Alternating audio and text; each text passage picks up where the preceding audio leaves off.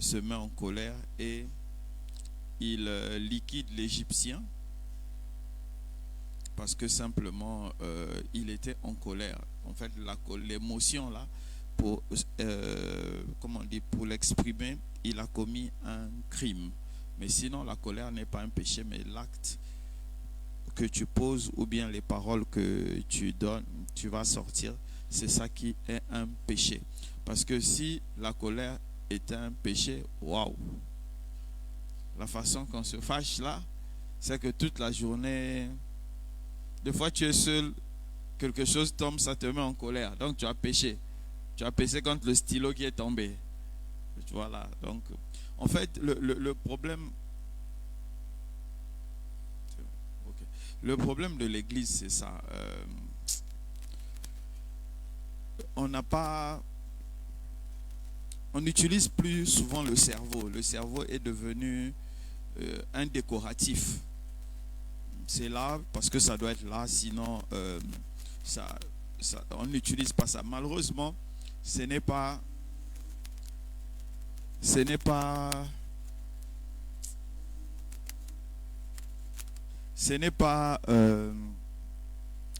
l'Église partout dans le monde. C'est juste l'Église en Afrique noire. Tout à l'heure, j'étais passé sur TikTok, là, sur un panel, et il y a un gars là qui est en train de se moquer. Il se moquait des branhamistes. Vous connaissez, non? Ceux qui prient Branham et tout ça. Voilà. Donc, il se moquait d'eux. Il disait que lui, sa belle famille, sa belle-mère, sa femme, le frère de sa femme, je ne sais pas qui encore là, sont des branhamistes. Et qu'est-ce qu'il faisait? Il tournait en boucle les enseignements de Branham du matin au soir. Même quand ils dorment, les enseignements de Branham étaient en train de passer. Et il dit, mais quand tu vois leur réaction, tu comprends que c'est des gens dont on a arraché le cerveau et on a introduit la bêtise. Et moi, ça me faisait rire. Je les écoutais là, je riais seulement. Je me disais, en fait, c'est pas étonnant. Vous voyez, si vous ne comprenez pas les enjeux de la vie, vous ne pouvez pas chercher ce qui va vous emmener vers là où vous voulez aller. Je répète, si tu ne comprends pas les enjeux de ta vie, tu ne peux pas chercher ce qui va t'emmener là où tu dois aller. Et l'Église en Afrique a fait comprendre aux gens que Jésus viendra vivre la destinée de chacun de nous. Ce qui est totalement impossible. Aucun verset. Vous allez, même si vous prenez ça, la version hébreu, grec, araméen, vous ne verrez pas ça. Ça n'existe pas. Jésus ne vivra la vie de personne. Ce n'est pas le but. Le but du fait que Jésus est venu sur terre. Jésus est venu sur terre, ça a été résumé dans Jean 3,16. Car Dieu a tant aimé le monde. Donc, Jésus est venu sur terre pour montrer l'amour de Dieu. Et deuxièmement, il dit, car Dieu a tant aimé le monde qu'il a donné. Donc, Dieu a fait un don. Et ce don-là montre l'obéissance de Jésus envers son Père. Point. C'est ça l'histoire de Jésus. Jésus est venu sur terre juste pour nous montrer la soumission à son Père, la soumission totale à son Père. Et son Père, en le sacrifiant, nous a montré qu'il nous a aimés. C'est ça l'histoire. Maintenant, où vous avez vu, si c'était ça la réalité entre nous, pourquoi Jésus n'est pas allé vivre la vie de Pierre? Pierre était son bras droit, ou je me trompe? Pourquoi Jésus n'a pas vécu la vie? Quand Jésus allait au ciel, il dit, man, Pierre ne s'en sort pas bien là-bas, là. Je vais descendre, je vais vivre la vie de Pierre. Pourquoi Jésus n'a pas fait ça? Parce que ce n'est pas possible. Et quand il a choisi Paul, Saul, au départ, qui est devenu Paul, et le gars partait de, je ne sais même pas comment on va, la vie de Paul là même, on ne peut même pas souhaiter ça à quelqu'un. Partait, on va dire, de palabre en palabre. Quand ce n'est pas les Hébreux, au début, c'était les chrétiens qui voulaient le tuer. il s'est réconcilié avec les chrétiens. Quand il a fini de se réconcilier avec les chrétiens, les Juifs voulaient maintenant le tuer. Non, il a fini avec les Juifs, c'est maintenant les Romains qui voulaient le tuer. C'était une vie bizarre. Pourquoi Jésus n'est pas descendu pour dire, j'ai été choisi, j'ai vu ton zèle, je vais vivre je vais vivre ta vie à ta place. Maintenant, si eux là, nous avons 13 livres dans la Bible qui sont écrits par Paul. Si eux là, Jésus n'a pas vécu leur vie, c'est nous là, nous on a fait quoi même? Non mais sérieux, qu'est-ce que nous on a fait pour Dieu même? Non, nous on a l'impression que quand on quitte notre maison, on vient au Québec, on a fait quelque chose pour Dieu. Et sortez du rêve, on n'a rien fait pour Dieu. Parce qu'il y a des gens comme Étienne qui ont fait quelque chose pour Dieu. Le premier martyr de la Bible, il dit, Seigneur, pardonne-leur car ils ne savent pas ce qu'ils font. Il a répété ce que son maître avait dit à la croix. Lui, on parle de son histoire, on sait qu'il a fait quelque chose pour Dieu. Toi et moi, là, on a fait quoi? Donc, comprenez que faut pas, on doit, ramener le cerveau. Là où c'était caché, là, au frigo, sous terre, aller chercher. Si ça a commencé à sortir, pourrir, là, maintenant on va prier dessus, ça va reprendre vie. Remettez le cerveau. Ce siècle-là, si tu as envie de te sortir, tu es obligé d'avoir le cerveau et d'être spirituel. Est-ce que quelqu'un peut acclamer le Seigneur? On va commencer. Éternel Dieu de grâce, Père, nous te disons merci pour ta grâce, pour ton amour, pour ta paix et pour tout ce que tu nous donnes. Père, conduis-nous encore pendant ce temps où nous allons être ensemble. Parle à notre cœur, parle à notre tête, parle à tout ce que nous sommes et instruis-nous de manière à ce que nous puissions devenir performants et que nous puissions retenir ton enseignement afin de pouvoir l'appliquer et de montrer le meilleur de toi au travers de nous. Béni sois-tu dans le nom de Jésus. Amen. Amen. Donc le thème d'aujourd'hui c'est tes fruits parlent de toi. Amen. Et la première chose que je voulais te faire comprendre, j'ai commencé déjà à brosser cela. Le but de la nouvelle naissance. Tu dois comprendre ceci. Le but de la nouvelle naissance, d'être né de nouveau, ce n'est pas avoir le record du temps de prière. Je suis recordman du temps de prière. Je prie le matin, à midi, le soir, 45 jours, 600 jours, 200 jours. Ce n'est pas ça le but de naître de nouveau. Le but de naître de nouveau, ce n'est pas avoir le record historique de jeûne. Jusqu'à comme moi, avoir ulcère en pensant que tu mérites la grâce de Dieu. Non, ça n'a pas on ne peut pas. Il n'y a pas le jeûne que tu vas faire. Il n'y a pas les prières que tu vas faire et tu vas mériter la grâce. Ça n'existe pas. Donc on doit comprendre que le but de la nouvelle naissance, ce n'est pas essayer d'établir un record. C'est absurde. Je sais qu'il y a beaucoup d'enseignements très très bizarres actuellement où on est en train de détourner les gens de Jésus pour les emmener vers les pasteurs. C'est comme je vous ai dit tout à l'heure. Il y a une église, je ne vais pas la citer, on dit qu'eux ils sont 4-4. Ils quittent un programme, ils rentrent dans un autre programme, ils sortent par un autre programme, ils rentrent encore dans un autre programme. Pourquoi? En fait, on crée des recordman. Non, nous, on a été à l'église pendant 90 jours. Donc, 90 jours, on est à l'église. Un seul jour, on n'a pas manqué 90. C'est un record. En fait, ça c'est le record. On veut battre le record de présence à l'église. Mais le record de présence à l'église, ça ne veut pas dire le record de présence devant Dieu. Donc, le but de la nouvelle naissance, en fait, ce n'est pas battre le record. Mais le but de la nouvelle naissance, c'est être proche de Dieu. La spiritualité, on dit, ah non, la spiritualité en tant que chrétien, c'est dépendre totalement de Dieu. C'est ça la spiritualité. Et c'est ce que Élie nous montre. Quand on dit, Élie était dans la grotte. Il n'était pas dans maison à étage. Élie a arrêté. Il a fermé le ciel 3 ans et demi. Il a fui devant une femme. Écoutez-moi bien. Élie, il a fermé le ciel 3 ans et demi. Élie a fait descendre le feu sur des soldats. Mais devant une femme, il a fui. Et il allé se cacher où? Dans une grotte. Il n'est pas allé se cacher chez un roi voisin, dans une grotte. Il s'est mis debout. Et il y a eu le vent, la pluie et tout ça. À un moment donné, il y a eu un silence, un murmure. Et il est sorti. Il a discerné que Dieu était là. Pourquoi? c'est pas le bruit là qui a fait discerner à Élie que Dieu était là. C'est parce que Dieu lui a dit dans son cœur, je suis là, sors maintenant. Parce qu'il était proche de Dieu. Donc comprenez ceci. La nouvelle naissance, ce n'est pas le record. Ce n'est pas combien de temps tu as jeûné. Jeûner, c'est très bon, hein, surtout pour la santé. Surtout quand vous vieillissez comme moi, c'est très bon pour la santé, jeûner. Mais le but de notre vie spirituelle, ce n'est pas jeûner. Ce n'est pas passer des records de prière. Mais c'est plus nous approcher de Dieu. Il y a des jeûnes qu'on fait, ce sont des rituels. Amen. Il y a des jeûnes, oui, souvent quand nous les faisons en groupe, c'est un rituel. Dieu nous appelle à jeûner pendant 90 jours au Sébec. Pour la plupart, pardon, il faut l'emmener dehors. Il faut lui donner le tété. Il faut lui donner le tété, non? Donc, c'est un rituel. Pourquoi c'est un rituel? Parce que pour la plupart d'entre nous, Dieu ne t'a pas dit jeûne. Tu jeûnes parce que moi j'ai dit on doit jeûner. Ça devient un rituel. Mais ça nous permet quoi?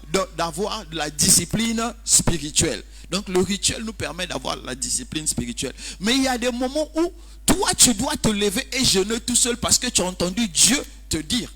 Donc il y a des gens qui n'ont jamais jeûné une demi-journée parce qu'ils ont entendu Dieu. Ils ne jeûnent que parce que le Sébec a décrété des jeûnes. Donc ils ne jeûnent que parce que c'est rituel. Mais quel jour toi tu vas entendre Dieu? Tu es né de nouveau et tu n'as jamais entendu Dieu, ça ne te dérange pas. Ça va aller, c'est la vie qui est comme ça. Donc tu dois comprendre ceci, que la marche chrétienne est personnelle. Prenons nos Bibles, moi je ne sais même pas si les gars de la technique là, ils sont bons ou pas aujourd'hui. En tout cas, prenons nos Bibles quand même. Jérémie 31. Jérémie 31, le verset 29 et le verset 30. La marche chrétienne est personnelle.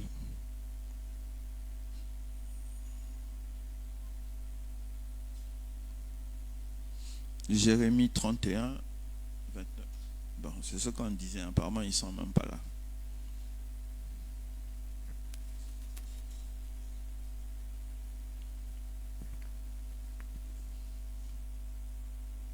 Ok, comme la technique, ils sont en train de dormir, je vais faire la lecture. Jérémie 31, de verset 29. En ce jour-là, on ne dira plus, les pères ont mangé des raisins verts et les dents des enfants ont été agacées. Le verset 30. Mais chacun mourra pour sa propre iniquité. Tout homme qui mangera des raisins verts, ses dents seront agacées. Amen. Ici, là, Jérémie a corrigé une antique croyance où on disait que quand le papa fait quelque chose, le malheur tombera sur son enfant. Et Jérémie a corrigé ça. Il dit maintenant, là, vous devez savoir ceci, que quand quelqu'un fait quelque chose, les conséquences de ce que cette personne fait vont retomber sur la personne. Amen. Donc c'est pourquoi je te dis que la marche chrétienne est personnelle, est une responsabilité personnelle. Et dans cette responsabilité personnelle, tu vas découvrir toi-même les principes spirituels que Dieu va mettre devant toi pour que tu marches avec lui. Pour ceux qui lisent la Bible, je sais que beaucoup n'aiment pas lire la Bible parce qu'ils ne voient pas l'utilité. C'est dommage. Mais pour ceux qui lisent la Bible, quand vous prenez les grands prophètes, quand vous allez lire Élie, vous allez lire Jérémie, vous allez lire Ésaïe, quoique Ésaïe se retrouve dans Roi, vous allez lire Daniel. C'est pas la même chose. Ils n'ont pas vécu les mêmes choses. Ils n'ont pas vécu dans la même époque. Et même s'ils avaient vécu dans la même époque, ils n'ont pas vécu les mêmes choses. Et même quand on va prendre les petits prophètes, les Jonas et autres là, vous allez voir qu'ils n'ont pas vécu les mêmes choses. Chacun a eu sa marche avec Dieu et a développé ses principes avec Dieu. Et c'est la même chose que Dieu veut de nous. Nous voulons devenir les clones des uns et des autres. La Bible nous dit aspirer aux dons les meilleurs. Maintenant, nous, au lieu d'aspirer aux dons les meilleurs, on a changé. On dit, ah Seigneur, je vais prophétiser comme le prophète Samuel prophétise. C'est suivant quel verset? C'est suivant quelle logique? Tout ça, c'est parce que les gens ne lisent pas la Bible. Si on prenait le temps de lire la Bible, il y a des bêtises qu'on ne dirait pas, qu'on ne confesserait pas. Il dit aspirer aux dons les meilleurs. Donc, tu vois, par exemple, là où moi je suis, je n'ai pas besoin d'aspirer aux dons de prophétie. Pour moi, ce n'est pas le meilleur des dons. Peut-être la sœur Flore, elle peut aspirer à ça.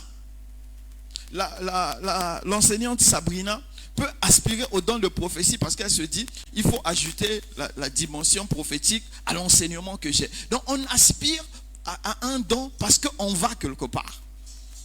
Mais non, nous, on n'aspire plus au don. Une fois, j'étais quelque part, je ne peux pas citer, on ne sait jamais, peut-être qu'ils vont écouter, ils vont suivre la vidéo. C'était des pasteurs qui étaient en train de prier. Elle a lancé la requête et les pasteurs priaient. Et il y avait un pasteur là, il était un peu comme RC, jeune comme ça. Et il a commencé à prier. Il dit, Seigneur, donne-moi la même onction que tu as donnée. Il citait un pasteur célèbre. À un moment donné, moi je ne priais plus, je marchais seulement. Et je l'ai... en moins de 5 minutes, il avait transpiré. J'ai dit vraiment, les gens aiment souffrir. Hein. J'ai trop souffert dans ma vie. Hein. Donc, maintenant, je sais m'aménager. Je dis, mais attends, on va te donner onction du gars. Tu sais ce qu'il a fait pour arriver là-bas? Aspire au nom qui va te permettre de t'épanouir avec Dieu. N'aspire pas à ce que l'autre a fait. Ça, c'est l'envie. Amen.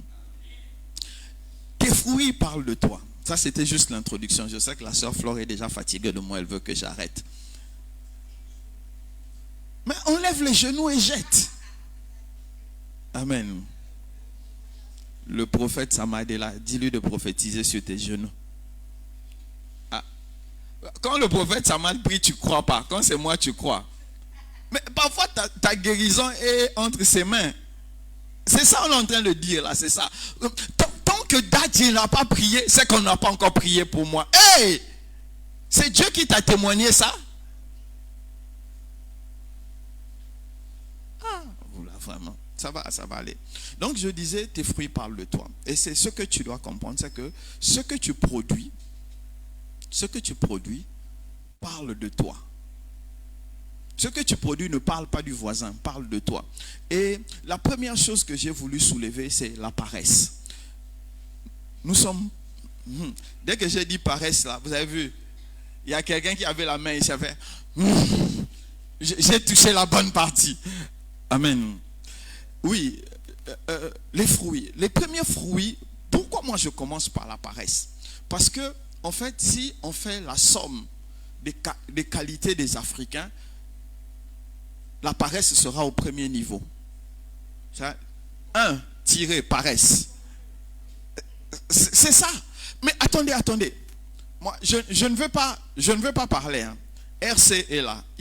C'est le PDG de... Mais vos caméras là sont fixes. Il n'y a pas quelqu'un pour... Ah, vraiment. C'est ça on dit. Voilà. Je ne suis même pas allé loin. Je ne suis pas allé loin. RC, il est là. Il est le PDG de Top Clean.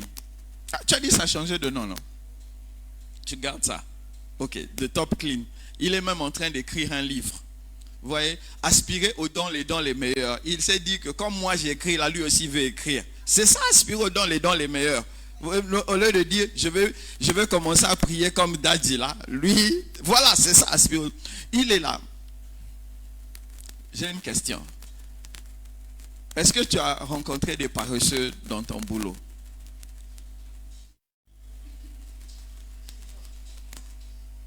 Ah, vous allez dire que c'est moi qui lui ai dicté la réponse là.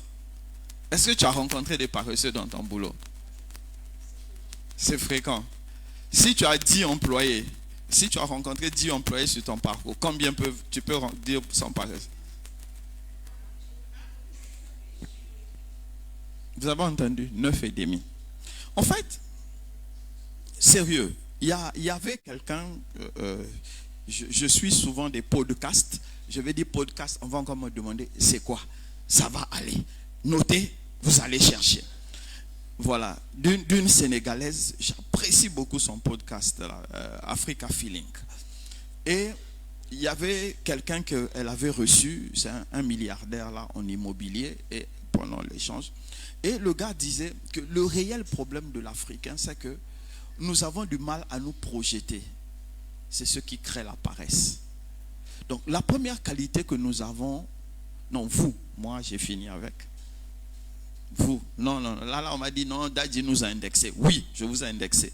La première qualité qu'on trouve chez vous, c'est la paresse. Et pourquoi souvent nous sommes paresseux? Parce que tout simplement, dans la croyance communautaire, nous pensons que la réussite est le fruit du hasard ou du spirituel. Je ne sais pas si j'ai quelqu'un. Il y a une bande de voyous, de vauriens, des satanistes, je ne vais pas les citer pour ne pas leur faire de la publicité, qui sont très nombreux actuellement sur TikTok, et ils sont en train de rentrer un peu dans les familles, qui sont en train de dire aux gens, retour aux sources. Hier, nous on a des panels là, j'en ai attrapé un. Je lui ai posé une question, je lui ai dit, je lui ai expliqué un truc simple. Je dis, quand on parle de l'évolution de l'Europe, ça a commencé avec ce qu'on appelle les siècles de lumière. Après les siècles de lumière, il y a eu l'ère de l'industrialisation. Mais avant l'ère de l'industrialisation, il y a eu les temps noirs, l'époque sombre de l'Europe. Ça veut dire, c'est l'époque où l'Église, la spiritualité, tout ça était en train de régner sur l'Europe.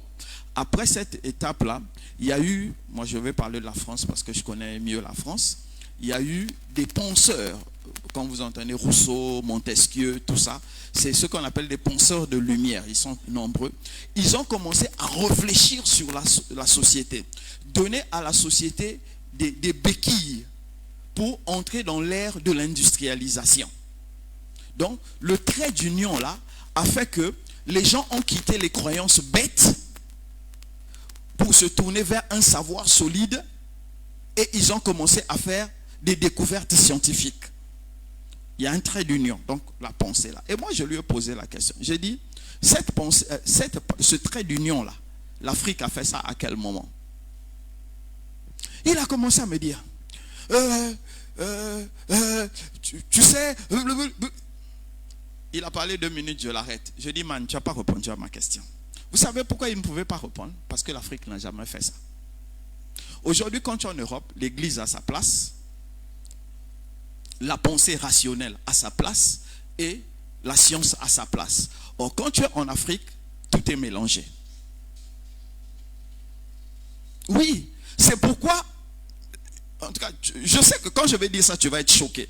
C'est pourquoi, en fait, si quelqu'un est ici, là, il prend son passeport, il va déposer à l'ambassade des États-Unis. Quand il va quitter là-bas, il va venir ici, il va dire, Daddy, prie pour qu'on me donne le visa. Mais le visa est un document administratif, on n'a pas besoin de prier pour ça. Mais comme chez nous, il y a tout est mélangé, on prie pour le visa. C'est un document administratif. Si tu remplis les conditions, on te le donnera par rapport à ce qu'ils veulent, à ce qu'ils ont compris eux. Tu n'as même pas besoin de prier pour ça. Mais nous, on va venir prier parce qu'on se dit, non, le blanc qui est à l'ambassade là, parfois il a vu mon nom, il n'aime pas mon nom. Ah, il y a l'oncle qui est au village, il va envoyer le sang sur mon passeport. C'est ça. C'est ça, l'Afrique. Aïe. Ça va aller. Bon, acclame le Seigneur quand même. Je vais m'arrêter là, acclame le Seigneur. Amen. Non, je ne vais pas m'arrêter là, la paresse. La plupart d'entre nous, nous sommes paresseux par peur du rejet et peur de l'échec. On se dit, si je fais et j'échoue, on va se moquer de moi. Si je fais et j'échoue, on va me rejeter. Mais l'échec, c'est normal. L'échec est dans la vie. Un enfant qui se lève, il tombe, il se lève, il se tombe et il marche. Si l'enfant dit que je suis tombé une fois, je ne veux plus me lever, je ne veux plus marcher, ça veut dire que cet enfant va traîner des pieds, non pas parce que sa capacité physique ne lui permet pas de marcher, mais sa capacité mentale a été brisée. Non, voyez ça avec les enfants. Moi, je vois souvent Maël là, qui fait un devoir, bam, il se jette par terre. Il se lève, c'est comme si de rien n'était. Mais c'est ça la vie. Donc, on ne peut pas décider de mettre la peur devant parce qu'on va échouer. Déjà, de toute façon, quand tu dis, si j'échoue, mais si tu échoues, est-ce que le monde s'arrête? Tu es le premier à avoir échoué? Non. Non, mais si j'échoue, on va me rejeter. Ok. Si le premier bloc te rejette, va dans un deuxième bloc. Si le deuxième bloc te rejette, est-ce qu'on est obligé de marcher avec les gens? On peut avancer tout seul. Pourquoi on a forcément besoin de quelqu'un qui va marcher avec nous? Deux fois, tu es celui qui doit trouver le chemin. C'est toi qui vas ouvrir le chemin et les autres vont suivre. Maintenant, tant que toi tu n'as personne, tu décides de ne pas évoluer, tu bloques des destinées derrière. Donc c'est pourquoi je dis, la paresse en Afrique pour beaucoup c'est la peur d'échouer. Non, je suis sûr. Tu sais, l'oncle Robert, il avait fait ça, il avait échoué. Mais est-ce que vous avez la même tête? Est-ce que c'est la même période? Oh non, la tante Gilberte, elle avait fait ça. Ça n'a pas marché. Et puis, est-ce que tu sais que peut-être c'est de la leçon là que ces personnes-là ont tiré et ils ont fait, ça a marché plus tard. Amen. Là, je ne sais pas si c'est la troisième chose. L'absence de sens dans la paresse. Souvent, vous voyez, on va faire ça simple. Comment on t'appelle? Ah, Corinne. Oui, on m'avait parlé de toi, Corinne. C'est Corinne, non? Ouais, je me trompe. Lève-toi, Corinne. Même si tu as la taille économique. C'est la bonne taille, c'est la taille. On a dit qu'il faut avoir une fille courte qui te chauffe la tête. Donc tu vas chauffer la tête à ton chéri. C'est comme ça, non? Les Africains sont forts pour trouver des devises bêtes. En tout cas, ça va aller. Ah non, viens. Il y a la lumière là. On est en train de déranger le caméraman. Est-ce que tu aimes la vie? Oui. Est-ce que tu aimes la vie? J'aime la vie. Pourquoi tu vis? Pourquoi je vis?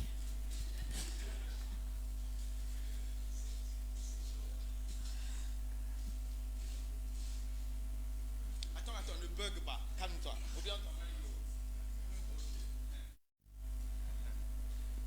Ok, merci. Tu peux aller t'asseoir. Amen. Ça y est, ça va. On peut avancer, non?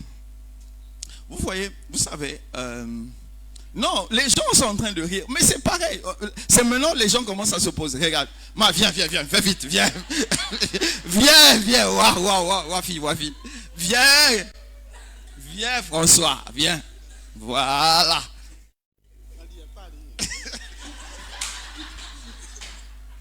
Ok, va t'asseoir. Vous avez vu, non? C'est ça. En fait,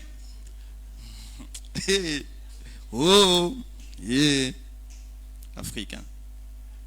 C'est compliqué l'Africain. C'est compliqué. C'est vraiment compliqué. Vous voyez, l'absence de sens. Souvent, quand nous nous levons le matin,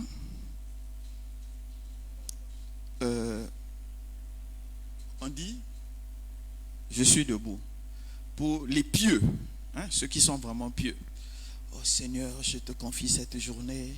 Conduis-moi, que l'accident ne me touche pas. Donne-moi la nourriture du jour. Amen. Et on se lève. Mais on ne comprend pas pourquoi je vis. Vous savez, cette question-là, on ne se la pose pas. Mais comment quelqu'un veut bâtir quelque chose, il ne sait pas pourquoi il veut bâtir la chose.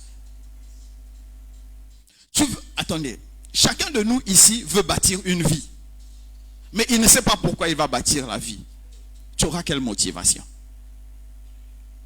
Regardez.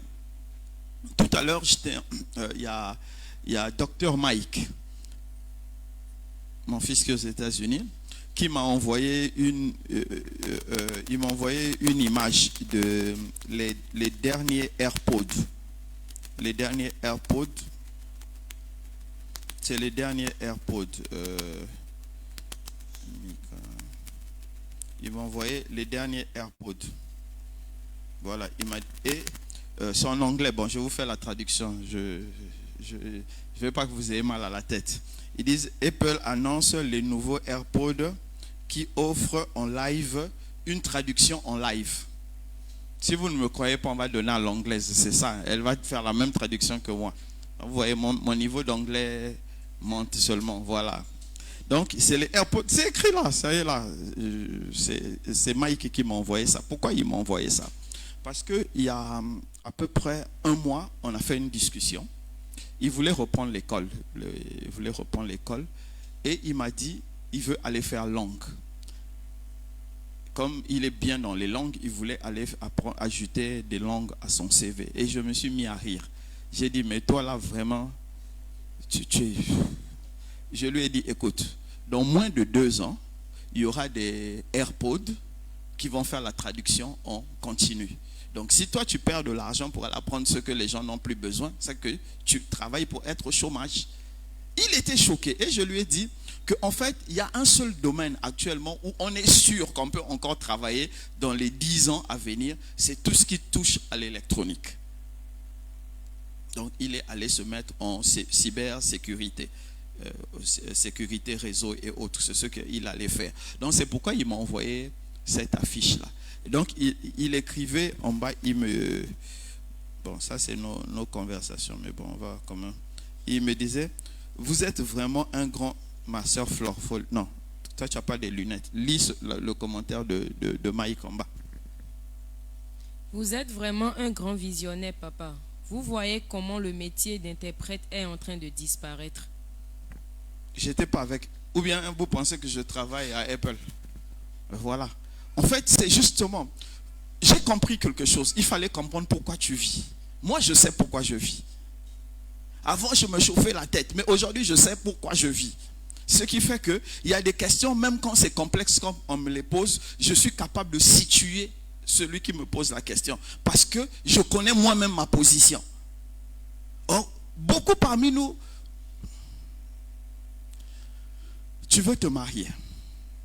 Tu veux te marier à qui? Oh, Jésus, donne-moi un mari. Jésus même te pose la question, tu veux te marier à qui? Oh non, le meilleur que tu vas choisir, c'est le meilleur pour moi.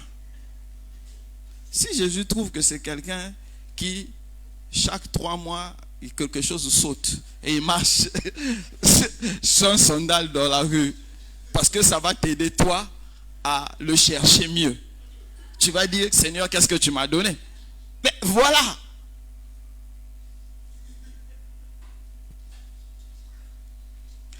Victorien rit beaucoup parce qu'il se retrouve dedans. Donc, je disais que souvent, nous manifestons de la paresse par le manque de sens. Notre vie n'a pas de sens. Notre vie n'a pas d'objectif. Et quand tu fais quelque chose sans comprendre le sens de ce que tu fais, quand tu fais quelque chose sans comprendre l'objectif de ce que tu fais, tu ne peux pas bien le faire. Tu le feras avec beaucoup de négligence. Et la plupart des temps, quand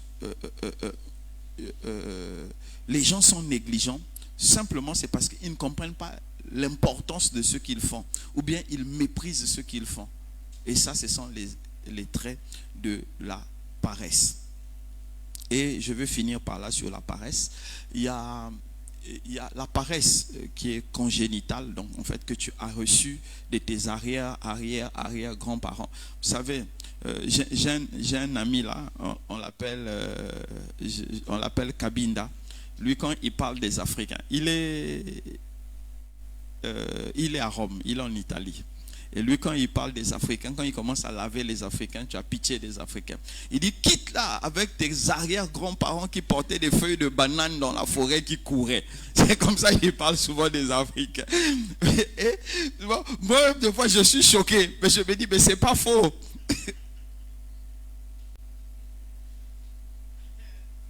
C'est pas faux. Non, mais attendez, c'est pas faux. Il y a quelqu'un qui nous a posé une colle, je crois que c'est avant-hier. Il nous a dit, mais attendez, partout où les gens vivent pendant des années et des années, 200 ans, 300 ans, 400 ans, ils laissent des traces. Il y a des traces, ce qu'on appelle, après quand on vient fouiller, on appelle ça les traces archéologiques. ce qu'on a vu en Égypte, les pyramides et tout ça, tout ça. On dit, mais le royaume Congo, un des royaumes qui a été dans la zone du Congo, il y avait le royaume Congo, le royaume Téké, le royaume Luango et tout ça. On a regardé, on a fouillé, on n'a rien trouvé. Il n'y a pas de traces archéologiques entre nous. Au royaume du Dahomey, vous avez quoi comme traces archéologiques? Vous voyez là, on a des problèmes. On a des réels problèmes. Donc vous comprenez qu'on avait des gens, des arrière-grands-parents, qui n'ont presque pas inventé quelque chose. Le seul royaume en fait aujourd'hui de l'Afrique subsaharienne dont on peut parler, c'est le royaume du Mali, le royaume du Mandeng, qu'on peut parler, où il y a eu les universités avec l'influence des musulmans et tout ça, avec la charte du Confuga et tout ça, on peut parler de ça. Mais le reste là, quand vous descendez là, on a du mal. Même le royaume du Ghana dont on est en train de parler là, c'est parce qu'on en a parlé. On parle des royaumes, mais on ne se trouve pas des choses qui prouvent que ça a vraiment existé. Donc, c'est plus les histoires, on raconte que des choses qu'on maintient comme ça. Et vous allez aller en Europe, on va te dire non, tel masque a été pris dans tel royaume. Qui ne vous dit pas que le blanc là lui-même, à qui on a vendu le masque, on lui a donné une autre chose. Donc c'est comme ça. Donc c'est les blancs aujourd'hui qui doivent nous dire tel masque était du royaume du Dahomey, tel c'est du royaume du Congo. Et même moi-même, une fois j'ai vu un truc où on montrait des masques sur le royaume Congo. Quand j'ai vu ça, ça ne me parlait pas. J'ai dit non, moi j'aime l'art. Et quand je regardais ça et je regardais ce que les Congolais font, je dis, bon, ils ont dit c'est royaume congolais. Mais je disais que, et ça c'est nous. Nous avons au fond de nous ce gène de paresse ultime. En plus, nous chérissons ça. Nous aimons le repos. C'est la paresse. Se reposer quand on n'a rien fait, c'est de la paresse. L'Africain se repose même quand il n'a rien fait. Et le pire, c'est que ça a augmenté dans l'église évangélique. Comme Jésus viendra faire à ma place, même quand je n'ai rien fait, donc je dois me reposer, Jésus viendra faire à ma place. On n'a même pas honte. On a un Dieu d'excellence, on est médiocre, ça ne nous dérange pas. Donc je disais que même si nous avons cette tare de paresse là, on peut, vous savez, quand tu as reçu quelque chose en héritage, tu peux te détacher de l'héritage. Nous, on a double avantage. Premier avantage, c'est que nous avons le Saint-Esprit. Donc le Saint-Esprit peut arracher ça et jeter ça loin. Tout ce qui était du passé est passé et maintenant nous sommes devenus des nouvelles créatures. Non? Donc pour nous, nouvelles créatures, là, la paresse là ne peut pas quitter. Donc nous, nouvelles créatures, la paresse ne quitte pas. Deuxièmement, nous avons des gens qui nous inspirent, des gens qui font des choses. Et on doit se dire, mais un tel a fait telle chose, X a fait telle chose. Est-ce que je ne peux pas m'inspirer de ça pour faire comme RC? Moi, j'étais surpris quand RC m'a dit, Daddy, je vais vous envoyer mon livre et vous allez me préfacer le livre. J'étais étonné. Je me suis dit, il ne m'a même pas dit qu'il avait commencé à écrire une phrase. J'ai beaucoup apprécié. J'ai apprécié ce qu'il a fait. Il s'est inspiré de ce que je fais. Il dit, il va faire. Je ne sais même pas, un livre sur le pressing, je ne sais même pas qui il va vendre ça. Je suis sûr que ça prendra la poussière partout. Moi, de la raison, je ne peux pas acheter parce que je ne veux pas ouvrir pressing. Mais il va me faire cadeau, je vais mettre dans ma bibliothèque.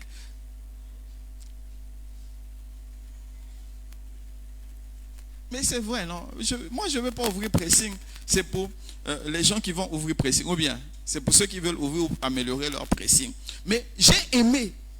Il a pris la paresse, il a mis de côté. Il a osé. Même s'ils vendent 5 exemplaires, il a osé. Il faut demander à l'enseignant armistique. Les premiers livres que j'avais faits, la qualité était douteuse, bizarre. Les ventes médiocres étaient bizarres. Je ne sais même pas si on avait vendu 10 exemplaires. Mais on ne s'est pas arrêté, on a continué à produire des livres. Donc, vous devez comprendre que ce n'est pas parce que papa a été paresseux, maman a été paresseuse, que toi aussi tu dois être paresseux. C'est une décision. C'est une décision. Même quand tes gènes te disent arrête-toi, quand tu continues, tes gènes vont apprendre à continuer même quand tu dois t'arrêter.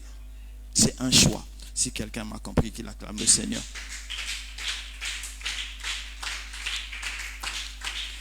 Tes fruits parlent de toi. Vous savez, la deuxième chose que j'ai remarqué chez les Africains, ce sont les accusations. Champion dans les accusations.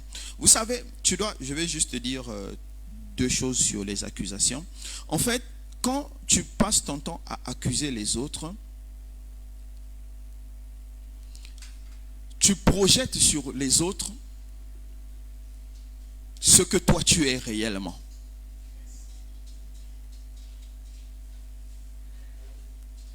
Non, vous n'avez pas suivi.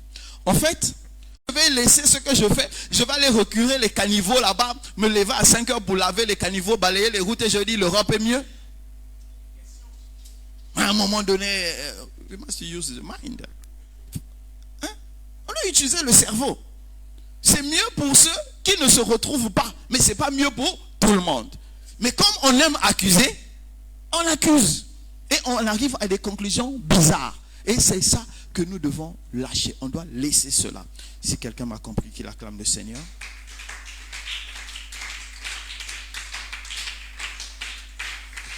La deuxième chose que les accusations disent sur toi, c'est le manque de remise en question. Écoute-moi bien. Quand tu aimes accuser, c'est tout simplement parce que tu n'aimes pas te remettre en question. Celui qui se remet en question, c'est mettre ses limites, c'est dire voilà ma part, voilà la part de l'autre, voilà la situation. Mais la plupart des temps, nous accusons parce que tout simplement nous n'aimons pas assumer. Et ne pas accepter d'assumer ne peut pas te permettre d'aller loin. Écoutez, moi je dis toujours, quand je vous ai souvent dit ça, quand quelqu'un dit ah, c'est à cause de papa, ou papa est mort trop tôt, ou à cause de maman, maman n'avait pas l'argent, je n'ai pas pu aller à l'école, je n'ai pas pu avoir un grand niveau et tout ça. Je vous ai souvent dit ça. Je dis oui, c'est normal. Ce sont des choses qui arrivent. Mais ça, c'est l'excuse de la naissance à 15 ans. Après, tu as pris ta vie en main. Quelle est l'excuse que tu trouves? Est-ce que tout le savoir doit se faire à l'école? Non. Est-ce que parce que ton papa n'a pas eu les moyens de t'envoyer à l'école, est-ce que ta maman ne t'a pas soutenu, cela t'a empêché toi de prendre le livre de... on va prendre quel livre? Je ne sais même pas si je dis ça. Hein? Un livre de Honoré de Balzac, par exemple. Voilà, je sais que, voilà, tout le monde là, les gens baissent la tête. Bon, ok. On va essayer de prendre un livre africain que tout le monde connaît.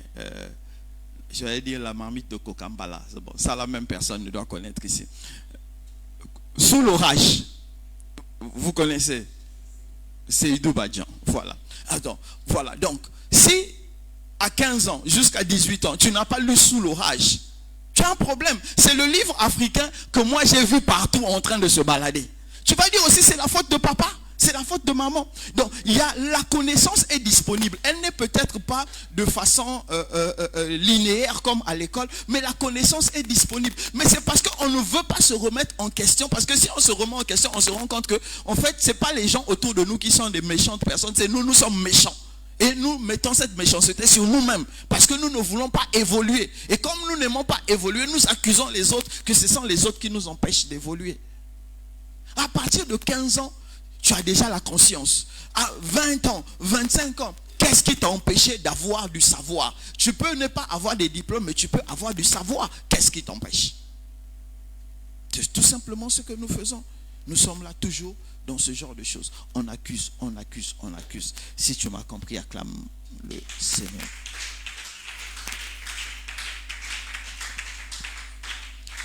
Je vais finir par la dernière partie. Tes fruits parlent de toi. Tu vois? Donc si tes fruits, ce qui sort de toi, c'est la paresse. Si ce qui sort de toi, c'est les accusations, sache que ça parle de toi. Ça ne parle pas de quelqu'un d'autre. Moi, je ne suis pas. Si c'est ce que toi tu es, je ne suis pas comme ça. Je ne suis pas comme ça. Donc la dernière chose dont je veux nous parler, c'est la performance. Le Seigneur Jésus a dit, allez dans toutes les nations, faites de toutes les nations les disciples. C'est ça, non? Marc 16, 17. imposer les mains aux malades, les malades guériront, ainsi de suite. Mais, ou bien, c'est pas ça, c'est Marc 16, non? Affichez-moi ça, s'il vous plaît. On va vérifier quelque chose. Ou bien quelqu'un a trouvé ça, Marc 16. Vraiment, oh, ça va aller. Comment les gens viennent à l'école de la transformation sans stylo, sans bic, sans carnet, sans Bible? Ça c'est... Après, on ne réécoute pas, on ne relit pas, on dit que je ne suis pas performant. C'est tout ça. Ça va aller, voilà. Puis il leur dit, allez partout dans le monde et prêchez la bonne nouvelle à toute la création. Celui qui croira sera baptisé, sera sauvé, mais celui qui ne croira pas sera condamné. Reviens au verset 15. Non, laisse les miracles là, pardon. Reviens au 15. Puis il leur dit, allez partout dans le monde. Et il y a conjonction de coordination. Et. Ou bien, il y a et, non? Donc il y a d'abord aller. Maintenant, regardez ce que l'Église a dit. L'Église a dit, on va dans le monde pour aller prêcher. Mais ce n'est pas ce que ce verset dit. Non, je sais que c'est comme ça que ça a été enseigné. Mais je dis maintenant, quand tu lis, tu comprends que ce n'est pas ce que ce verset a dit. Il a dit aller dans le monde. Donc, il faut d'abord qu'on aille. Donc, on peut aller pour le commerce. On peut aller pour l'école. On peut aller pour le tourisme. On peut aller pour n'importe quelle raison. Maintenant, une fois arrivé là-bas, qu'est-ce qu'on ne doit pas oublier? On doit prêcher l'évangile. Donc, on doit aller. Maintenant, nous, on a dit, non, non, non. Tu vides ton cerveau. Tu remplis ta tête de versets bibliques. Maintenant, tu vas dans le monde. Mais toi, tu vas aller, supposons que tu vas chez les Tauphins. Tu vas chez les Tauphins avec les versets bibliques. Tu vas leur prêcher l'évangile comment? Ils montent sur les pirogues, ils vont pour pêcher. Quand ils rentrent, ils sont fatigués, ils mangent, ils dorment. Donc si tu veux leur prêcher l'évangile, il faut que tu montes dans la pirogue avec eux, que tu pêches avec eux. C'est ça la performance. Nous devons développer la performance. Nous refusons de développer la performance parce que tout simplement, nous n'aimons pas être performants. L'Africain en général, n'aime pas ce qui est bon. Oui, je dis, je signe, je persiste et je signe. Aujourd'hui, pendant que j'étais sorti parce que je partais à la salle de sport, ma femme était dehors là, je lui disais quelque chose et les gars qui font les routes là, devant chez nous là, ils ont mis les pavés et comme il y a un espace, il faut cimenter cet espace là pour que les pavés ne se mettent pas à bouger. Donc le gars qui est en train de faire ça, il y a un pavé qui a dépassé les autres pavés à peu près de ce niveau. Et le gars tranquillement, il a cimenté, il a continué. Le décalage là, il ne l'a pas vu. Donc, et moi je disais à ma femme, je dis, regarde ça, regarde. Je dis, quand je dis que les Africains sont des cancres, regarde. Non mais sérieux, je dis, regarde, tout est plat. Le pavé là est monté. Le tout c'est, il creuse, il le remet au niveau et non, il a cimenté, c'est trop pour lui, il a cimenté et il a voulu passer. Et son patron est revenu peut-être 5 minutes après, il a commencé à taper dessus, l'a engueulé, c'est là où il a enlevé et c'est là où il a arrangé. Incapable de penser à la performance. Je dis aujourd'hui, j'ai vécu ça aujourd'hui, incapable de penser à la performance. Comment tu fais un travail, tu ne te dis même pas, est-ce que c'est joli, est-ce que c'est bien fait? Et c'est ce que je dis et je vous répète toujours, comment vous servez vos maris dans la maison? La pâte se bat avec le bouillon là-bas, le poisson il est jeté là-bas. Quand tu regardes l'assiette, tu dis, hey, il y a eu 2e guerre mondiale dans l'assiette. Quand quelqu'un regarde, tu manges parce que tu as faim, mais tes yeux ont refusé de manger depuis. Mais c'est ça. On n'aime pas la performance. On n'aime pas faire ce qui est beau. On n'aime pas faire ce qui attire. Non, ça c'est contraire à l'Africain. C'est là où j'apprécie quand même les Congolais avec la SAP. Ah! Au moins, ils décident de porter quelque chose qui est propre, qui donne une image propre. Mais au moins, je suis contre la SAP. Mais là, j'ai compris que finalement, ceux qui font la SAP ont raison. Au moins, ils montrent une performance. Mais sérieux, en fait, quand tu as affaire à des Africains, on n'aime pas la performance. On aime tout ce qui est médiocre. Et je vais te dire premièrement pour la performance. À un certain âge, à un certain âge, tu ne peux plus être influencé par les opinions et les réalisations des autres. Je répète, à un certain âge, on n'est plus influencé par les opinions et les réalisations des autres. Parce qu'il y a un certain âge où on sait où on va et on s'applique à aller là où on est en train d'aller. Donc que les gens te dépassent, que les gens soient à côté de toi, que les gens soient derrière toi, tu t'en fous parce que tu es tellement appliqué à accomplir ce que tu dois accomplir. C'est ça la performance. Si vous ne développez pas cette capacité, vous n'allez rien accomplir. Parce que quand tu es en train d'aller quelque part, il y a toujours quelqu'un qui parle. Il y a quelqu'un toujours qui fait croire qu'il est mieux que toi. Vous savez, j'ai découvert sur TikTok, avec les lives TikTok, j'ai découvert que les Africains, il y a beaucoup, en fait, beaucoup d'Africains ont quelque chose qui manque dans la tête. Le groupuscule des voyous qui disent retour aux sources là, il y a un dedans là, il se fait passer pour un cardiologue. Mais attendez, cardiologue en France, tu as le temps de faire 8 heures de live sur TikTok? Je dis, cardiologue encore en Afrique, on peut dire, bon, on aime la médiocrité, on s'en fout. Mais tu es en France, de toute façon c'est recherché, cardiologue, neurologue. Toi, tu as le temps de faire 8 heures de temps de TikTok. Donc vous comprenez, c'est comme je disais, c'est un brancardier. Mais bon, comme il ne peut pas assumer, il dit il est cardiologue.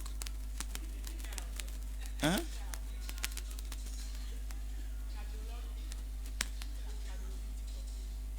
Vous comprenez? Tout simplement parce qu'on est influencé par les opinions des autres. Et à un certain âge, on ne peut plus être influencé par les opinions des autres, mais on est influencé par ses propres performances. Qu'est-ce que je suis en train de faire? Qu'est-ce que je suis en train d'accomplir? C'est ça qui doit te pousser à avancer. Si tu m'as compris, acclame le Seigneur.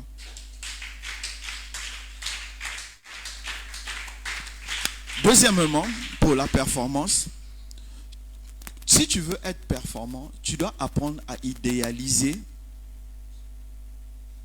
les gens qui t'inspirent dans les domaines dans lesquels tu veux t'accomplir. Tu dois apprendre à idéaliser les gens qui sont dans les domaines dans lesquels tu veux te réaliser, les gens qui t'inspirent. Tout à l'heure, non, c'est hier, j'étais en train de dire au prophète Samad, tu as 2 de mes livres de Andrew Wommack. Il m'a posé la question, il me dit quoi? Vous suivez encore Andrew Wommack? Je dis oui. Il était étonné. Il dit que bon, j'étais déjà passé à autre chose. Je dis non. Mais si je ne suis pas Andrew Wommack ou bien JBK, Jean Bosco Kindomba, ça veut dire que je lis les vieux livres des anciens pasteurs de 1900, de 1800. Eux, au moins, ils parlaient de Jésus. Ce n'est pas les nouveaux pasteurs qui passent leur temps de parler de l'argent, des boîtes de nuit, des églises qu'ils ont transformées en boîtes de nuit, des performances bizarres. Je ne lis pas vous ne trouverez jamais dans ma bibliothèque les livres des... Si vous avez vu les livres d'un nouveau pasteur, ça veut dire qu'il m'a donné cadeau. Donc j'ai pris. Mais je ne peux... Non, sérieux. Tous les gars que vous connaissez là, que vous citez les noms, aucun, je ne peux pas acheter leurs livres. Si vous voyez, c'est que quelqu'un m'a donné cadeau, je ne peux pas acheter leurs livres. Parce qu'ils ne produisent pas ce dont j'ai besoin. Mais quand tu écoutes Andrew Wommack, quand tu écoutes les vieux comme Jean Bosco Kindomba, ils produisent ce que moi j'ai connu. Moi, j'ai été protestant, j'ai grandi chez les protestants. Nous, on cherchait Jésus, on ne cherchait pas l'argent. Aujourd'hui, les gens cherchent l'argent et la popularité. Je vais aller écouter quelqu'un comme ça pour faire quoi avec? Voilà. Donc c'est pourquoi je vous dis, vous devez apprendre à idéaliser ce qui vous inspire. Donc pour moi, quand je lis ou j'écoute Andrew Wommack, c'est ce que j'ai besoin. Jean Bosco Kindomba, c'est ce dont j'ai besoin. Et les vieux livres là, moi j'ai les gens comme T.L. Osborne, Billy Graham, les héros de la foi, tous ces gars-là. Je lis ça et je relis ça souvent. Actuellement même, je suis en train de lire l'histoire de l'évangile. J'ai 2 tomes de l'histoire de l'évangile. C'est des trucs comme ça que je suis en train de lire. Pourquoi? Parce que ça, c'est collé directement à la racine. Et c'est des livres que je ne peux pas laisser. Je vais lire cette année, je vais laisser 1 an ou 2 ans, je vais revenir lire encore dans 2 ans. Pourquoi? Parce que quand je lis ça, je sens que c'était des gens qui avaient soif de Dieu. Et ils me donnent l'envie d'avoir soif de Dieu. Mais je ne vais pas aller lire des gens parce qu'ils remplissent des stades de 10 000, 20 000 personnes. Je vais aller lire. Non, ça n'a aucun sens. Je suis désolé, ce n'est pas ça. Donc, vous devez apprendre à idéaliser ce qui vous inspire pour vous emmener là où vous êtes en train d'aller. C'est important. Si vous ne les idéalisez pas, vous allez les changer contre ce qui n'a pas de valeur parce que ça a à peu près la même forme. Et ça détruit. Donc, dans la performance, vous devez avoir ce que moi j'appelle des piliers de référence. Quand vous êtes en train d'accomplir quelque chose, dans ce domaine que vous êtes en train d'accomplir, quels sont vos piliers de référence? Si tu n'as pas de piliers de référence, ça veut dire que tu n'es en train de rien accomplir. Si tu m'as compris, acclame le Seigneur.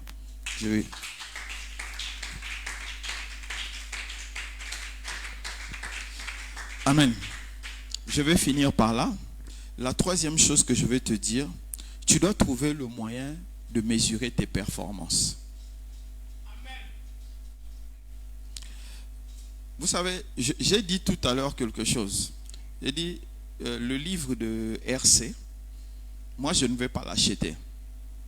Mais je vais vous donner, vous, une raison de l'acheter. Moi, je vais l'avoir cadeau. Bon, je l'ai même déjà. J'ai le PDF. Donc, s'il ne me donne pas, j'imprime ça. Et je mets ça. Il y a la couverture, il y a tout. Donc, j'imprime seulement. J'ajoute la préface que j'ai écrite. Et j'imprime, non? Ça fait le livre. Non, mais je ne ferai pas ça. Parce que je sais que j'aurai un exemplaire. Je disais, je vais vous donner une seule raison de pouvoir d'acheter le livre de RC. En fait, RC a fait un travail de leadership. Il y a deux, trois paragraphes où il a fait un travail de leadership. Il a sorti des principes de leadership dans son livre qu'il a tamisé. Je ne sais pas comment on va dire ça. En fait, il y a des principes. Si vous lisez les 48 lois du pouvoir, vous allez me regarder encore et dire, je parle encore de quoi? Souffrez, apprenez à lire. Voilà, on dit 48 lois, c'est 48. Et RC, dans les 48, il vous sort par exemple 3 lois qu'il a appliquées à sa vie. Et que si toi tu lis son livre, au lieu de lire les 48 et d'essayer de comprendre les 48, tu prends juste les 3 lois que lui il a sorties là. Toi, si tu appliques, tu peux avancer avec. Parce qu'au-delà de parler du pressing, il est en train de parler d'un succès. Donc, de quelqu'un qui travaille à accomplir un succès. Donc, si toi aussi tu travailles à accomplir un succès, tu peux copier le modèle qu'il est en train de créer. C'est pour ça, cette raison-là, juste je te dis d'acheter ce livre. Bon, man, c'est 10%, je viens de faire la publicité.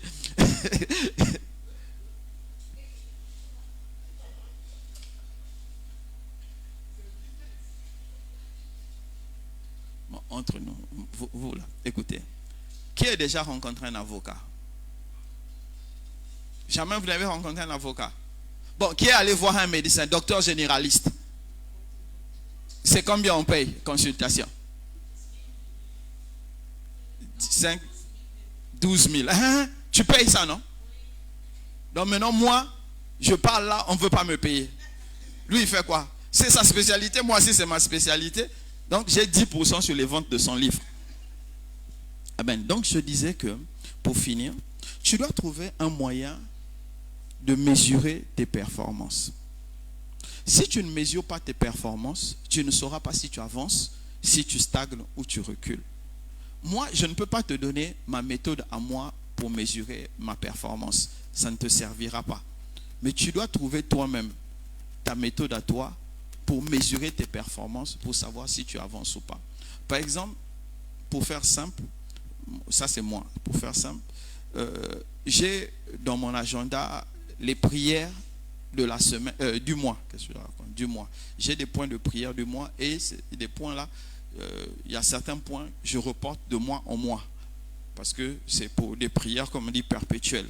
Mais il y a des points de prière, ça doit sortir. Ce mois-là, ça sort, ça reste là. Le mois fini, le point là doit sortir. Et vous avez tous vu Oh, je n'ai pas emmené le carnet. Vous avez vu, c'est comme ça maintenant, il y a des gens quand ils voient les ministres, quand tu leur envoies un message, maintenant ils font 1 heure avant de te répondre. Mais bon, passons. Vous avez vu le PDG de Sicari chez le ministre, non? Vous avez vu? Si vous n'avez pas vu ça, c'est que c'est la méchanceté, mais ça va aller. Ça va aller. Donc, il était allé chez le ministre de l'Agriculture. Si vous prenez, c'est un des points qui a été ajouté dans mon agenda en retard. Je crois, il y a, je ne sais pas combien de jours, il m'a dit ça. J'ai ajouté ça. Et quand je suis assis à mon bureau, j'ouvre pour voir les prières du mois que je dois faire. Et je fais quoi? Je coche. Quand c'est fini, je coche. Ça fait qu'à la fin du mois, quand je regarde ce que j'ai fait, je sais ce qui a marché, ce qui n'a pas marché. Ça me permet de mesurer moi mes performances. Amen. Ah oui, les pasteurs travaillent. C'est pas vous qui avez dit ils ne travaillent pas. Voilà, pasteurs travaillent. Parce que l'enseignement que je donne là, apparemment, le Saint-Esprit m'a inspiré ça. J'ai lu aucun livre. Ok, amen. Ça va aller. Donc, oui, mais c'est ce que vous pensez, non? Que Daddy s'est levé, il a pris le micro. Le Saint-Esprit a commencé à inspirer. Venez voir les livres sur ma table de travail. Vous allez comprendre. Je lis, je prends le temps de lire, je prends le temps de méditer, je prends le temps de réfléchir. C'est pourquoi je peux vous dire ce que je vous dis. Et j'aime quelque chose, la performance. Je dois accomplir tout le temps quelque chose. Hier, ma fille est rentrée, je crois que c'était 23 heures. Elle m'a vu là, j'étais encore en train d'écrire. Elle dit, hey, jusqu'à cette heure-ci, papa. Je dis oui, je dois finir la préface de RC. Si je ne finis pas ça maintenant, là, c'est mort. Il n'aura pas ça. Jusqu'à 23 heures, je crois, j'étais dessus. Donc, vous devez trouver une manière personnelle de mesurer votre performance. Refusez de vivre pour rien. C'est pas intéressant, je vous assure. C'est pas intéressant de vivre pour rien. Vivez pour quelque chose. Même si c'est une petite chose comme ça que vous allez accomplir. Que ce fruit-là parle de vous. Que quand on se souviendra de vous, on se souviendra peut-être d'un seul fruit. On dira, ce fruit-là, c'est le meilleur qu'il a produit. Ça parle vraiment de lui. La question que je te pose, jusqu'à aujourd'hui, quel fruit parle de toi? Si tu m'as compris, acclame le Seigneur.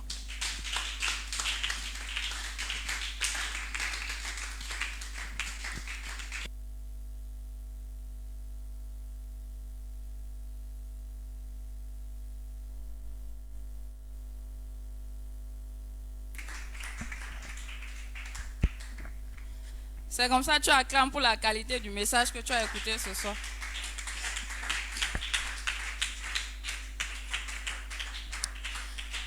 Amen. Est-ce qu'il y a des questions?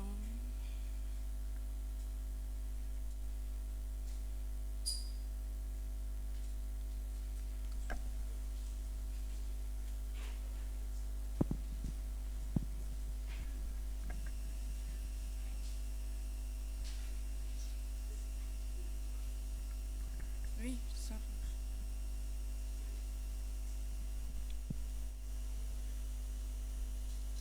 Alléluia.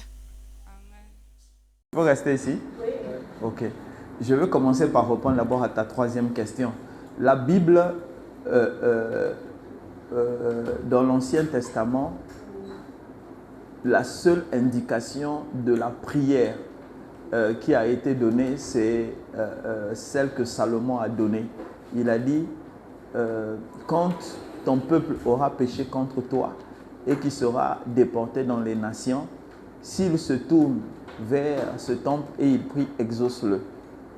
Il n'y a pas, dans la Bible, il n'y a pas de performance de prière. Il n'y a pas de critère, de performance de prière. Ça n'existe pas. La Bible n'a jamais dit prier 1 heure, 2 heures, 3 heures, 5 heures. Ça n'existe pas. Chacun prie selon ce qu'il sent.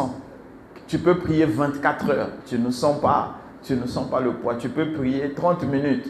Tu sens le poids. Donc, chacun est libre de prier comme il veut. Donc, je disais que dans l'Ancien Testament, le seul critère de prière, c'était celui où il fallait se tourner vers le temple de Jérusalem. Et c'est ce que vous voyez Daniel fait. C'est le seul Daniel on a ramené qui fait que quand Daniel priait, il se tournait vers le temple de Jérusalem. Et je dis que c'est ce que nos frères musulmans ont repris en se tournant vers la Kaaba à la Mecque. C'est la seule indication biblique dans l'Ancien Testament. Dans le Nouveau Testament, on nous a dit prier sans cesse. Voilà. Et il y a des gens qui ont compris que prier sans cesse, ça veut dire le matin, le midi, le soir, 1 heure, 2 heures, 3 heures, tu dois prier. Je ne sais pas comment les gens comprennent les choses, mais bon, bref. La Bible a dit prier sans cesse. Ça veut dire en fait nous devons rester dans un esprit de prière et non pas en prière. Mais bon, chacun comprend comme il veut. Moi, je ne veux pas entrer dans les détails. Donc, on a fini avec cette question. La première question, c'était, tu as dit que l'ancien expert comptable, mais vraiment, si mon fils devient expert comptable, il abandonne tout pour devenir pasteur. Je dois lui casser les pieds ou les bras. Ça veut dire? Voilà que le Seigneur dit qu'il va faire ça. C'est ce que je veux dire. Non, moi, je ne suis pas expert. Non. Expert comptable, c'est doctorat. C'est doctorat. C'est doctorat. Je ne dis pas moi, je dis mon fils. Moi, je suis cabri-mort, mais je dis mon fils. Si mon fils se lève après que j'ai financé les études comme ça, il vient me dire, je vais tout abandonner pour devenir pasteur. Il dit, je vais te tuer, je vais aller en prison, on va rester tous calmes. C'est mieux, non? Ah, c'est pas mieux. C'est mieux. En fait, il faut se dire la vérité. Pasteur dans le siècle présent, ça n'a aucun sens en fait. Je sais que ça va choquer les gens, mais c'est la vérité. Les gens se disent, je suis pasteur. Oui, je suis pasteur. Comme je disais hier à ma belle-tante, elle disait, ah, mais qu'elle nous apprécie, moi et ma femme et tout. Elle dit que quand elle nous voit, on est simple, on ne sait pas compliquer la vie et tout ça. Que je lui ai dit, non, en fait, moi j'ai fait le vœu de rester pasteur à la dimension humaine. Je ne cherche pas la gloire, je ne cherche pas la popularité, je ne cherche pas l'argent. Je dis, moi là, je suis entré dans l'église, j'étais tout petit, j'étais protestant. Et chez les protestants, ceux qui ont été protestants savent qu'on ne cherche pas l'argent. Donc moi, le père de maman était pasteur. Un des frères de maman est pasteur. Donc chez nous, c'est une lignée. Donc je sais qu'après moi, dans leur lignée, il y a des batteurs de tam-tam. Donc, elle a commencé déjà. Voilà. Donc, je sais qu'après moi, il y aura aussi pasteur parce que ça, c'est la lignée. Donc, je dis que pour moi, quand on a appris quelque chose, il faut être sûr. Il faut être sûr que... Faites. Je sais que chez les Lawani, on aime le tam-tam. Faites. Je sais que chez les Lawani, on aime le tam-tam, mais pas maintenant, quoi. Merci. Donc, je disais que quand on a appris un métier, on a des performances intellectuelles, techniques et autres, et que Dieu t'appelle, il faut savoir lire le contrat. Il faut savoir lire le contrat. Oui, il faut savoir lire le contrat. Parce que, comme tu as dit, tout abandonner pour dire Dieu m'a appelé.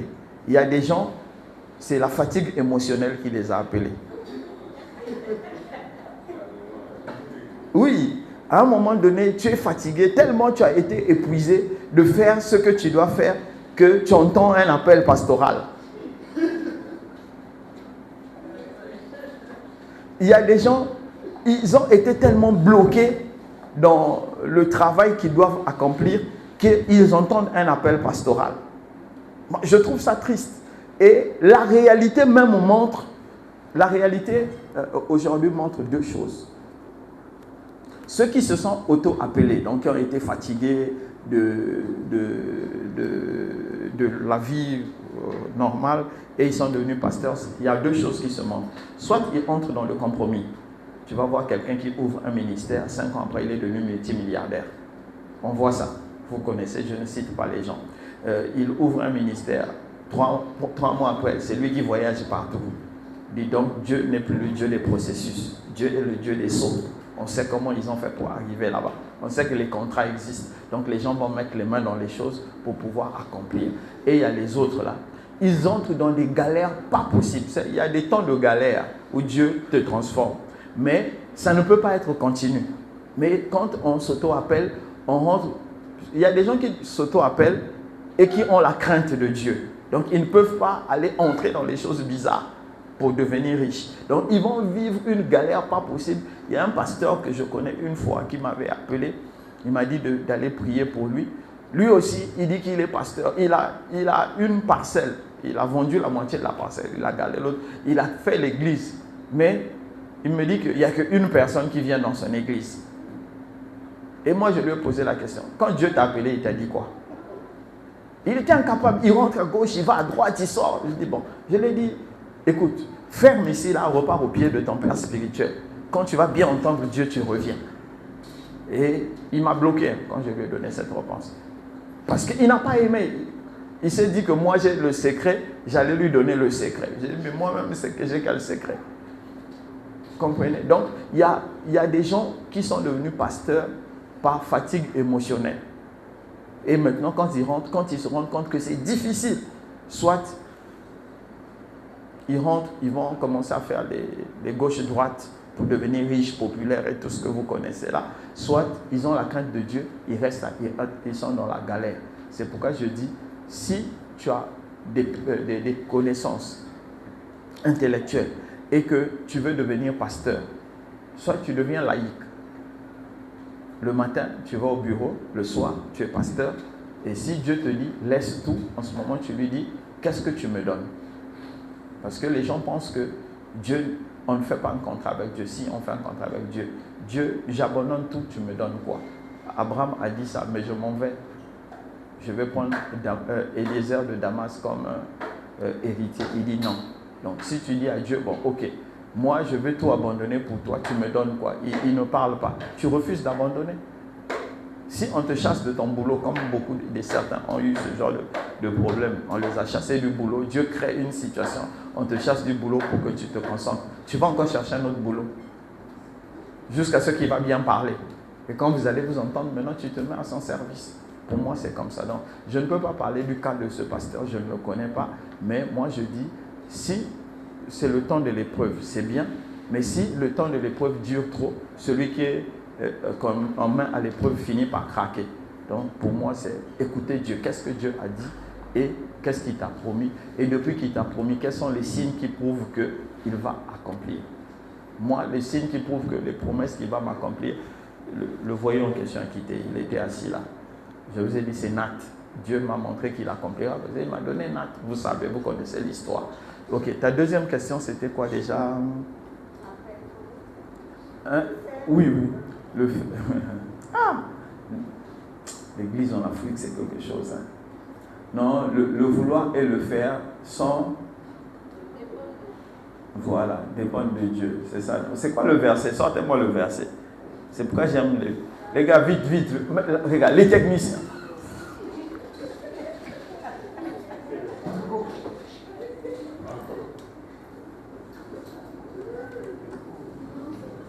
En temps normal, les musiciens, les techniciens, vous ne devez pas entendre. Vous devez juste travailler.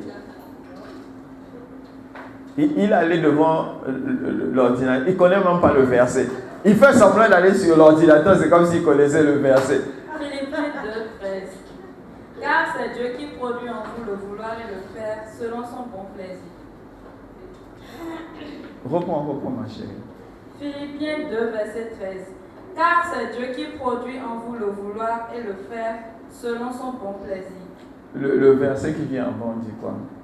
Ainsi, mes bien-aimés, comme vous avez toujours obéi, travaillez à votre salut avec crainte et tremblement, non seulement comme en ma présence, mais bien plus encore maintenant que je suis absent.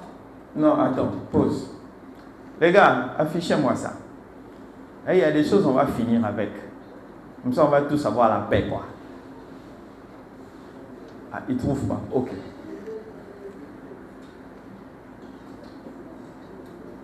Non, Philippiens 2, 12. 12.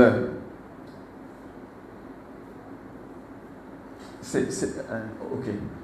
Voilà. Donc, fais-nous maintenant la lecture. Ainsi, mes bien-aimés, comme vous avez toujours obéi, travaillez à votre salut avec crainte et tremblement, non seulement comme en ma présence, mais bien plus encore maintenant que je suis absent. La suite, 13. Car c'est Dieu qui produit en vous le vouloir et le faire selon son bon plaisir. Amen. Maintenant, revenons à 12. Il dit, Travailler à quoi? À votre salut. Sœur Flore, pardon. Je sais que tu as mal au pied. Lis. Travailler à quoi? Au salut. C'est au salut, non? Est-ce que Dieu a dit travailler en entreprise? Dieu produit le vouloir et le faire où? Dans le salut, dans le travail du salut. C'est vous, vous avez enlevé ça, vous avez mis dans la société pour donner corps à votre paresse. Relisant, on va relire. Maintenant vous allez comprendre. Moi, je ne vois même pas. Ainsi, bien aimé, comme vous avez toujours obéi. 1. Obéi à quoi? Ne donnez pas de réponse. Travaillez à votre salut avec crainte et tremblement, non seulement en ma présence, mais bien plus encore que je suis absent. La suite. Car Dieu produit en vous le vouloir et le faire selon son bon plaisir quand vous êtes en train de travailler à son salut. Les versets sont clairs.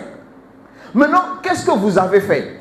Vous avez enlevé le verset 13.